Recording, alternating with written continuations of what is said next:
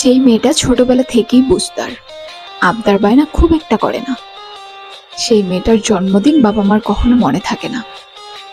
অন্যদিকে যে মেয়েটা রকচটা জন্মদিন আসার 2 মাস আগ থেকে পুরো বাড়ি মাথায় করে তোলে, এটা কিনে দিতে হবে, ওটা কিনে দিতে হবে, পার্টি করতে হবে, দাওয়াত রাখতে হবে বলে নাছোড়বান্দার মতো জিদ করতে থাকে, তার জন্মদিনে বাবা মা ধার করে হলেও আয়োজন করে। যে মেয়েটার জীবনে অভিযোগ তেমন নেই, তার জন্য ঘটা করে কেউ পাত্র দেখে না, যেই সম্বন্ধই আসুক পারলে তার গলাতেই ঝুলিয়ে দেয়।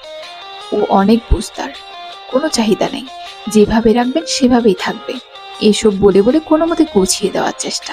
অথচ যে মেয়েটা মাংস ছাড়া একবেলা ভাত খায় না, তার জন্য ঠিক ওই ছাঁকনি দিয়ে ছেঁকে এমন পরিবার খুঁজে আনা হয় যেখানে প্রতিবেলা মাংসই খাওয়ানো হবে, যেখানে তাকে নিজের হাতে কোনো কাজ করতে হবে না।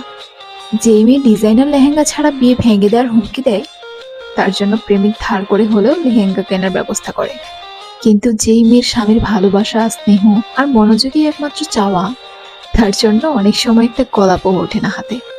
যে বউ ঘরে প্রবেশ করার আগেই শর্ত দেয়, এটা এটা এটা হলে আপনার ছেলের ঘর করব, বুকে পাথর চেপে হলেও শ্বশুরবাড়ি সেই শর্ত মানতে বাধ্য থাকে। কিন্তু যে বউ সবাইকে বোঝার চেষ্টা করে, সবার দিকে বিবেচনা করে, কখনো সেই বউকে হাত খরচের জন্য 200 টাকা দেওয়ার কথা কারো মাথায় আসে না।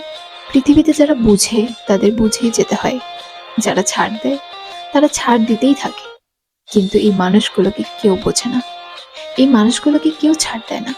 পৃথিবীর শক্তের ভক্ত, নরমের জম, যে সঠিক হওয়ার পরেও তর্ক এড়ানোর জন্য গল্পটা আড়ালে রাখে, ভুল জায়গায় দাঁড়িয়ে অন্যায়কারী মানুষটাই নিজের মতো গল্প সাজিয়ে তাকে ভিলেন হিসেবে উপস্থাপন করে। পৃথিবী নরম মনের মানুষকে ব্যবহার করার জন্য সবার আগে মাথায় আনলেও কদর করে সবসময় পাথর দিলের জালিমদেরকে।